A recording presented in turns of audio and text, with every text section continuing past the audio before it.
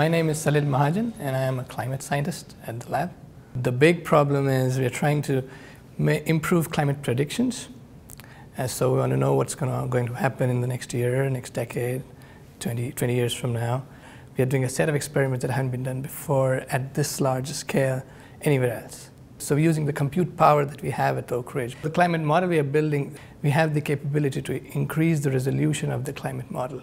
What that means is that you can resolve the waves in the atmosphere to a much finer scale that you have been able to do before. So people have done that before.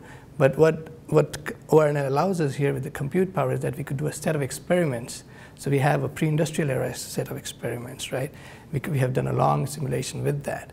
We also have in the past 50 years of simulations, again with this very high resolution model that probably we don't have much of them anywhere in the world. So we could use those to compare and try to detect and attribute for example, extremes, right? So we have been seeing studies that the extremes have been increasing over the past decades. But there is still uncertainty in there. And we are still not very sure. There are some studies that have shown for certain that yes, the extremes are caused by human influence. But then we need more evidence, more experiments, things like that. So with the experiments we have here, we would potentially be able to do that. And we have started to do that, actually. That information could be used by energy managers, water managers, resource managers. So that's the big picture problem.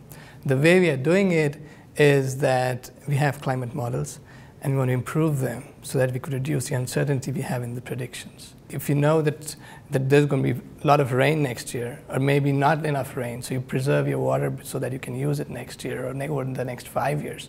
There have been droughts in the US, there have been droughts in India, there have been droughts everywhere. And there have been extremes of precipitation as well, extreme rainfall, extreme snowfall. So if we can predict that, okay, next year would be a heavy winter, you could start preparing for it. The energy managers can start preparing for it. Water managers can start preparing for it. It started when I was a kid. I liked geography quite a lot.